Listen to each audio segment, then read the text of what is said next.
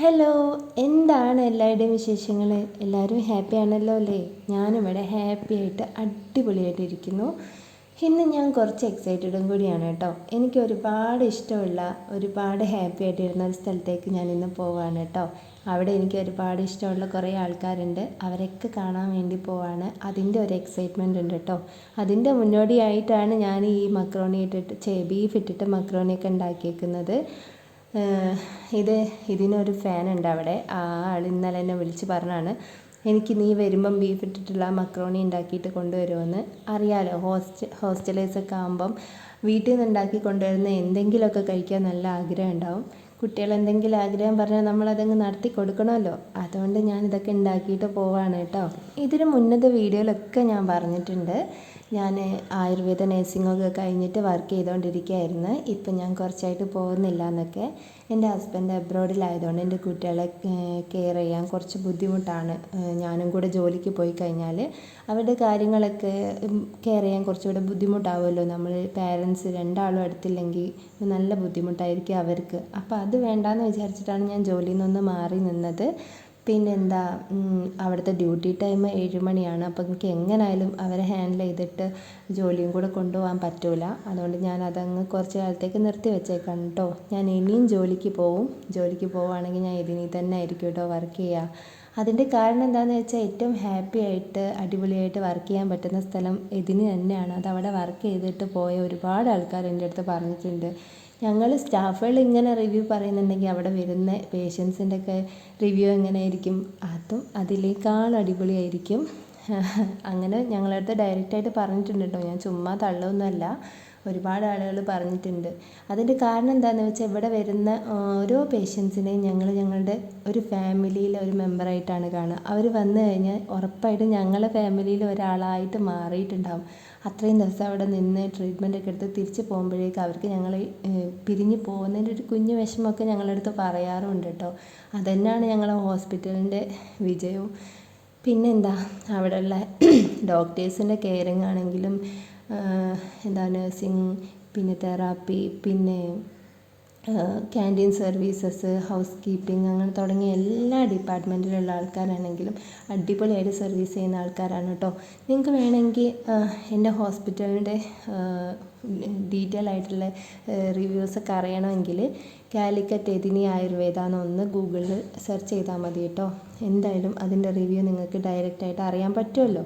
ഞാൻ ഇനിയിപ്പം ഈ ഓരോ ഡിപ്പാർട്ട്മെൻറ്റിനെ കുറിച്ചും വീഡിയോസൊക്കെ ഇടണമെന്ന് ആഗ്രഹിക്കുന്നുണ്ട്. എന്നെക്കൊണ്ട് പറ്റുമെന്നൊന്നും അറിയില്ല.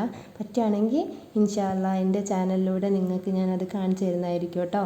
ഞാൻ ഇപ്പോൾ ഉള്ളത് നമ്മളെ ഹോസ്പിറ്റലിലെ സ്കിൻ ആൻഡ് ഹെയർ ട്രീറ്റ്മെൻറ്റിൻ്റെ ഒരു ഡിപ്പാർട്ട്മെൻറ്റിലാണ് കേട്ടോ. അവിടെ സ്കിന്നും ഹെയറും ഒക്കെ ആയിട്ട് റിലേറ്റഡ് ആയിട്ടുള്ള എല്ലാ പ്രോബ്ലംസിനുള്ള ട്രീറ്റ്മെൻറ്റൊക്കെ ഉണ്ട്. ഇതാണ് ഞാൻ പറഞ്ഞ മക്രോണീൻ്റെ ഫാൻ കേട്ടോ. ഞങ്ങളുടെ HOD ആണ്. അതിനേക്കാളുപരി എൻ്റെ ഫ്രണ്ടാണ്. ഞങ്ങൾ തമ്മിൽ ഏജിന് ഡിഫറൻസ് ഉണ്ടെങ്കിലും എനിക്ക് ആ ഡിഫറൻസ് ഒന്നും ചേച്ചീൻ്റെ അടുത്ത് തോന്നിയിട്ടില്ല കേട്ടോ. ഭയങ്കര കൂളാണ്. പിന്നെന്താ, ഞങ്ങളുടെ HOD ആണ്.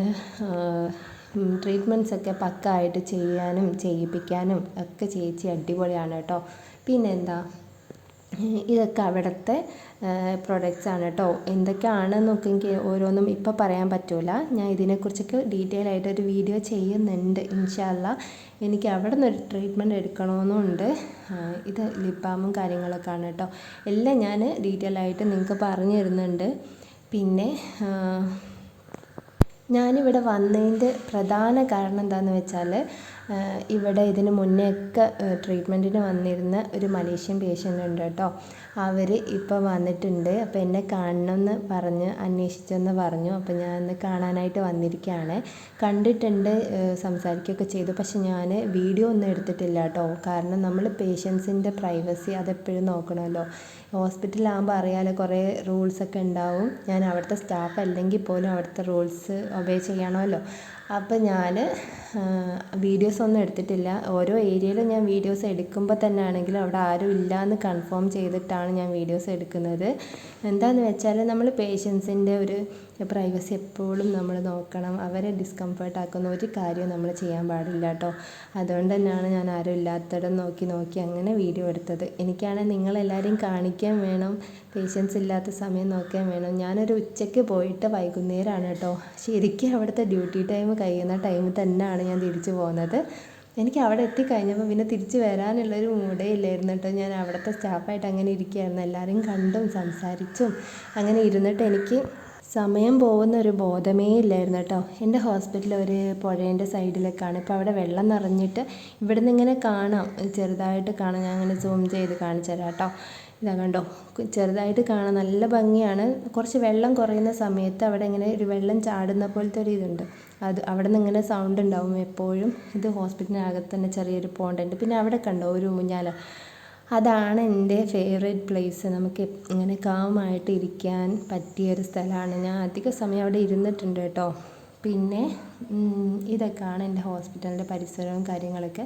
പിന്നെ ഇതൊരു റിസർച്ച് സെൻറ്ററും കൂടിയാണ് കേട്ടോ. ഇവിടെ ഒരുപാട് മെഡിസിൻസ് ഇവിടെ തന്നെ പ്രൊഡക്ഷൻ ഉണ്ട്.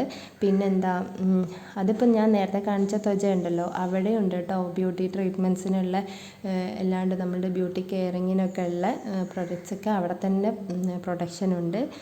അവിടെ തന്നെ ഒരുപാട് പ്രൊഡക്ട്സ് ഉണ്ട്. എതിനീൻ്റെതായ വേറെ ഒരുപാട് നല്ല പ്രൊഡക്ട്സ് ഉണ്ട് കേട്ടോ. ഞാനൊക്കെ ഒരുപാട് യൂസ് ചെയ്തതും ആയിട്ടുള്ള ഒരുപാട് പ്രൊഡക്ട്സ് ഉണ്ട്. പിന്നെ എന്താ, ഇതൊക്കെ എനിക്ക് ഈ അറ്റ്മോസ്ഫിയറൊക്കെ എന്താ പറയുക, ഒരുപാട് മിസ് ചെയ്യുന്നുണ്ട്. ഇപ്പോഴാണെങ്കിലും ഞാൻ ഇങ്ങനെ ഓരോ സൈഡിൽ വന്നിരിക്കാറുണ്ട്. നൈറ്റിലൊക്കെ ഫുഡ് കഴിച്ചിട്ട് ഞങ്ങൾ ഈ 2 സൈഡിലൊക്കെ ഇരുന്ന് കുറച്ച് സമയം സംസാരിച്ചിട്ടൊക്കെയാണ് ഞങ്ങൾ ഹോസ്റ്റലിലേക്ക് കയറി പോകാറൊക്കെ കേട്ടോ. ഇതാണ് ശരിക്കും എതിനീൻ്റെ മെയിൻ എൻട്രൻസ് വരുന്നത് കേട്ടോ. പക്ഷേ ഞാൻ എപ്പോഴും ഫസ്റ്റിൽ കണ്ടില്ലേ നിങ്ങൾ, ആ ഏരിയയിലൂടെയാണ് ഞാൻ കയറി പോകാറ്. സ്റ്റാഫൊക്കെ അതിലേ തന്നെയാണ് പോകാറ് കേട്ടോ. അതിലാകുമ്പോൾ കുറച്ച് ഷോർട്ട് കട്ടാണ്. പിന്നെ നേരത്തെ കണ്ടത് കവിത ചേച്ചിയാണ് കേട്ടോ. ചേച്ചി അവിടുത്തെ സ്റ്റാഫ് തന്നെയാണ്. പിന്നെ ഞങ്ങൾ ക്യാൻറ്റീനിലേക്ക് പോയിട്ട് കൊണ്ടുപോയ മക്രോണി ഉണ്ടല്ലോ, അത് കഴിക്കാണ്. 3 ചായയൊക്കെ പറഞ്ഞിട്ടുണ്ട് കേട്ടോ. ഇത് രമ്യയാണ്. രമ്യ യൂണിഫോമൊക്കെ മാറിയിട്ട് പോകാനായിട്ട് ഇരിക്കുകയാണ്. തിരിച്ചു വരുമ്പോൾ ഞാനും അവളും കൂടെ ഒരുമിച്ചാണ് പോകുന്നത്. ഞങ്ങൾ 3 പേരും മാത്രമേ ഉള്ളൂ ഇപ്പം. ബാക്കി എല്ലാവരും അബ്രോഡിലേക്കൊക്കെ പോയി. അവർക്ക് നല്ല ഓപ്പർച്യൂണിറ്റീസൊക്കെ വന്നപ്പം അവർ പോയി കേട്ടോ. ഇവരെ കൂടാതെ ഒരുപാട് മെയിൽസും ഫീമെയിൽസും സ്റ്റാഫുകളുണ്ട് കേട്ടോ. എല്ലാവരും എനിക്ക് കാണിക്കാൻ പറ്റാത്തതുകൊണ്ടാണ്. ഹോസ്പിറ്റലിൻ്റെ സർവീസസിനെ കുറിച്ചുള്ള കുറച്ച് ഡീറ്റെയിൽഡ് വീഡിയോ ഒക്കെ ഞാൻ ചെയ്യുന്നതായിരിക്കും ഇൻഷാ അല്ലാ. അടുത്ത വിശേഷങ്ങളൊക്കെ ആയിട്ട് കാണുന്നവരെ ബൈ.